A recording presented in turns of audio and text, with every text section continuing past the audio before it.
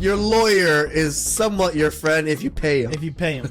I knew I couldn't really afford a lawyer, so I had to go at it alone. You didn't get a lawyer. I didn't get a lawyer, but ChatGPT and Google is your friend. That is your friend. Yeah. You know, read up on whatever you can. Watch YouTube videos. We go to court, and I literally tell the judge, I say, Your Honor, you know, she doesn't want to make it work, but I think, you know, if we can postpone this divorce, we possibly could make it work. People in the courtroom waiting for their turn to hear the judge start laughing.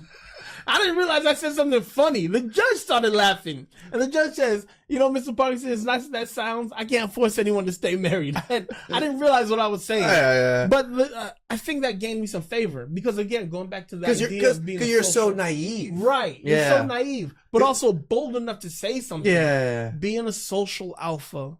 And that doesn't mean being a jerk or being like indecent. But just having the ability to speak to people. And this is why reading and traveling is so important. Have a good ability to speak to people. It goes a long way. I think that gained me some kind of favor with the judge. Because that day the judge, he's reading court papers and he's like, okay, I see you guys have an Infiniti truck. I see also you guys have like this, she kept the Infiniti truck. and I said, yes, Your Honor, you know, if she's going to have my daughter, I want her to be safe.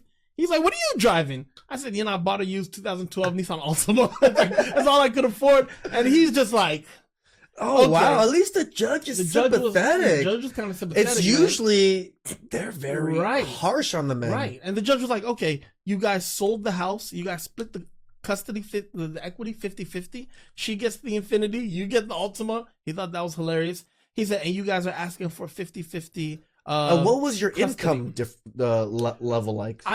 You to her? So while we were going through the divorce, while we were selling the house, I was a school bus driver. Then I got a job offer at this private college in Arizona to be a professor. That's where I know you were. Yep, to be a college professor and the media director for the athletics department.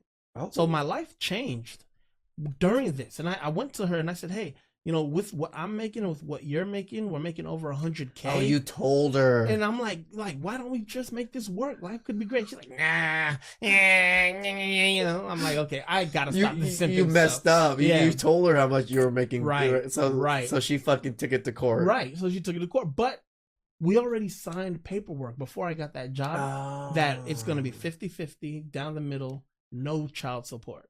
Oh. Because I was making sure that we were really cool. I was giving her whatever she wanted. So I said, until we get this paperwork signed, and she literally signs and says, no child support. Like, I need to make sure she's cool. Give her whatever she wants. And we turned it in. That paperwork has blessed me to this day. Because now she always goes to court and asks for child support. But the paperwork is like, you agreed that there was no child support. Why are you asking for child support now? So the only way she can justify child support is by getting more custody. So to get more custody, this is where it gets really dirty. Oh my God. I get it. I want to give everybody watching this opportunity to understand the game that, I hate to say it, a lot of lawyers are telling women around the country to do.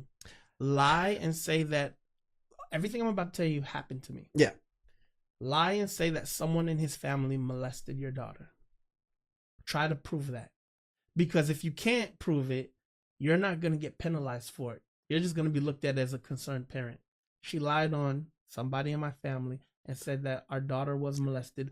Less than 24 hours after she said that, we had our daughter get a full physical. And the pediatrician wrote a letter and said, there is absolutely nothing here physically that shows any signs of what the mother tried to say happened to her. It's like, this is the problem I have. This lying on oath, this perjury crap that women are constantly doing in court, being held accountable, and not being thrown in jail, not being fined in any way, shape, or form to do this. Like, if we were to lie in any, and it gets proven, we go to jail. Going to jail. We're going to jail. You're being held in contempt. Correct. So then she said that I was abusive, that I physically abused her. The person that she accused, that they're cool, that nothing happened, as in like no legal happened to them or anything, or that they have to go through all of some issues too. Nothing happened because Child Protective Services got the letter from the pediatrician Okay. and said, "There's absolutely no reason to investigate this. Okay. The Perfect. pediatrician Okay, good. said nothing happened." Okay. And I said to Child Protective Services, "Yeah, that's true. What's going to happen to my ex-wife? I'm sorry, we aren't able to adjudicate. We aren't able to recommend that she gets penalized for this. It's just, it is what it is." And I'm like, "But you've got proof that this was not true." "Yeah, I'm sorry, Mr. Parkinson, doesn't work that way." Then it was, well, before that, it was Kevin dragged me upstairs and he was abusive. Okay. I mean, say you are a that. bigger guy, so it's easy for them to. Thank you. See, that's the problem. Thank you. See, this is where I gotta tell men: when you're so much bigger than the opposite sex, when S goes down, them accusing you is so easy It's for easy. people to be like, It's dangerous. "Yep, Man. he did that." Especially if you're a man of color. Yeah. Not saying it doesn't happen to all men, Yes. but especially when you're a man I of color. think it's just worse and an automatic for men of Right. color. Like it's trigger. Right. So she said that I was abusive. She said one day in a court paperwork that I threw a rock at her car. And then in another paperwork of the same date and time, she said I threw a rubber ball at her car. The true story was I had our daughter in her arms. Her back window was open. And I said, "She doesn't need this toy. We're going upstairs." And I tossed it in her car. Oh, yeah. And she used that against me. And it was a judge who found and was like, "Okay, these are conflating stories. You said he threw a rock at your car. Then you said he threw a rubber ball at your car. Which one is it?" She's like, I don't know. This is before she was getting coached by a lawyer to get better with the lies. I see. She was trying to get injunctions of harassments on me, which in the state of Arizona is just an order of protection, like stay away from this person.